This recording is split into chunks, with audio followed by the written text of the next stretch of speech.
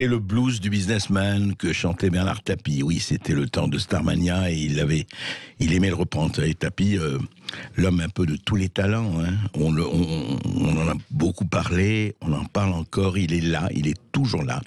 Et il se bat, comme on sait, depuis presque 3 ans contre un cancer généralisé. Et voilà, c'est quelqu'un qui se bat, qui est debout, qui s'est toujours battu. Quelle que soit l'opinion qu'on a de lui, c'est quelqu'un, en tout cas, qui résiste.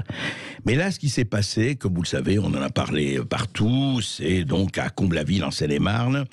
Des individus sont entrés, 4 individus sont entrés dans son domicile, par effraction, bien sûr, avant de repartir avec des bijoux, des téléphones, etc.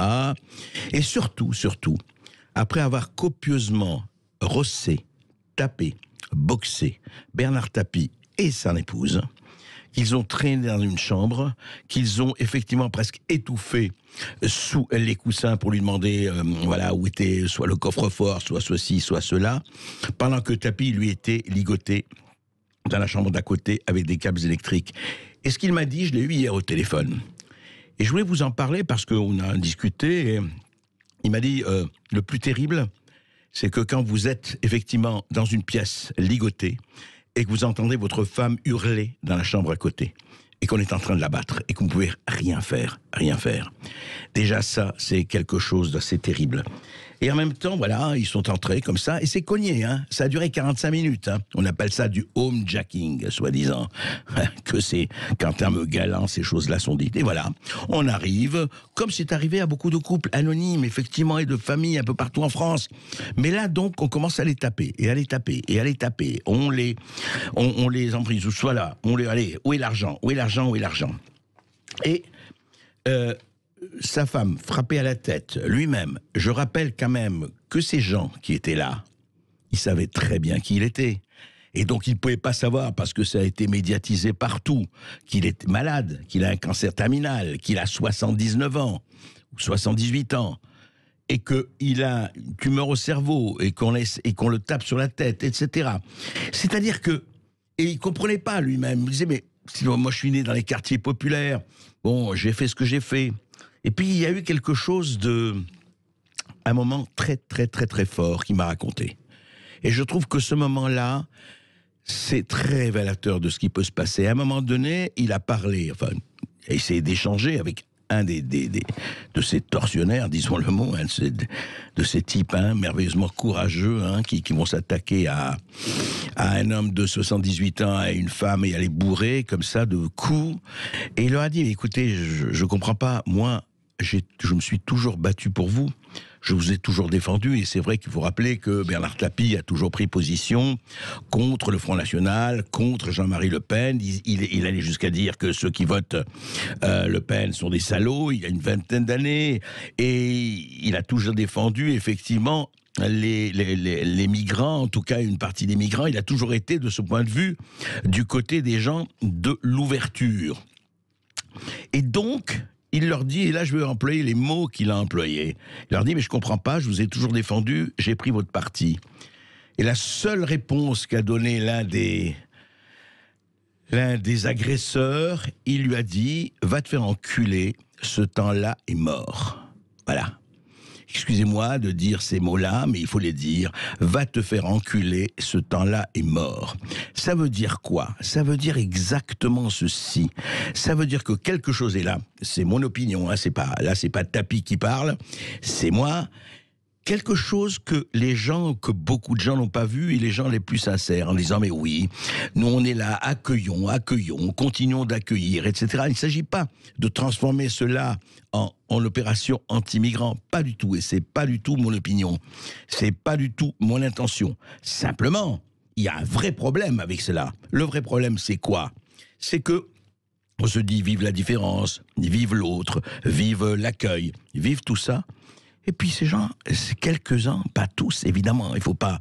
Cette partie en tout cas, qu'ils soient français ou étrangers ou autres, ils n'en ont rien à faire. D'un côté, ils se disent, bon, allez on va se faire du fric, Ils font tous les jours, voilà, on va aller cambrioler, les cambriolages dans cette France Orange Mécanique, on sait que c'est devenu monnaie courante et quotidien, et puis on va se faire tapis.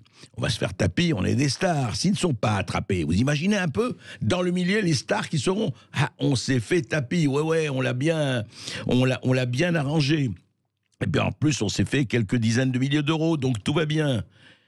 Mais ce n'est pas ça le pire. Le pire, c'est quand il dit « ce temps-là est mort ».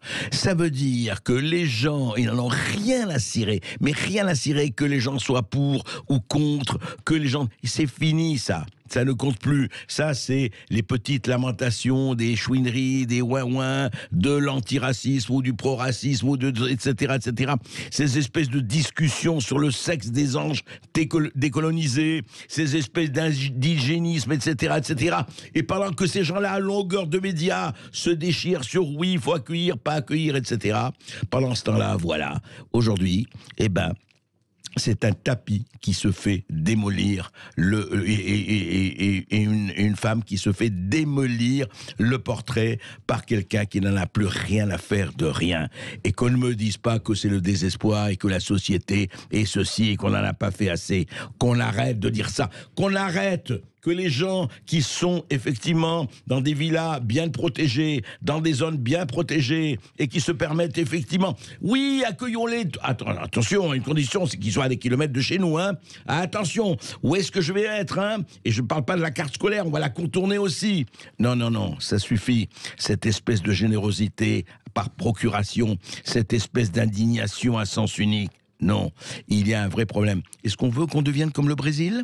Et une France, c'est très simple, livrée absolument à tout, avec des territoires bien protégés, des parcs bien protégés, bien sauvegardés, bien cadenassés. Voilà, c'est ça qu'on veut, et c'est ça que ce qui s'est passé avec Bernard et Dominique Tapie révèle.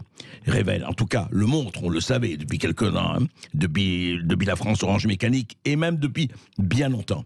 Sauf que voilà, ça ne touchait pas une certaine catégorie de gens. Ça touche tout le monde. Ça touche tout le monde, d'ailleurs, comme ici, de la façon la plus sordide, la plus lâche et la plus minable qui soit, aller s'attaquer à un couple, mais qu'il soit connu ou pas connu, anonyme ou pas anonyme, parce qu'on ne va pas nous dire, mais vous ne parlez pas des anonymes.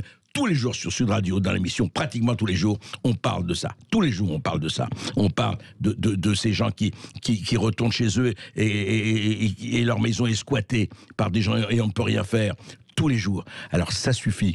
Et ce que m'a dit Bernard Tapie hier, ce côté, je le répète et je le dirai, et même si ça choque, quand il a dit « je vous ai toujours défendu, j'ai pris votre parti », et c'est vrai, pendant des années politiquement, il a pris le parti, effectivement, des anti-Le Pen et des anti-Front National. Et que le type lui répond « va te faire enculer, ce temps-là est mort », je le répète, il faut aujourd'hui en tenir compte et savoir ce qu'on va faire par rapport à ça, et en tenir compte et politiquement, et éthiquement, et du point de vue de la volonté. Voilà, va te faire enculer, ce temps-là est mort. Les paroles édifiantes rapportées par André Berkoff que lui a confié Bernard Tapie de ses agresseurs. Ces protégés de l'antiracisme qui se retournent aujourd'hui contre les défenseurs de la cause antiraciste. C'est assez intéressant et vous pouvez réagir évidemment à ce sujet très fort au 0826 300 300.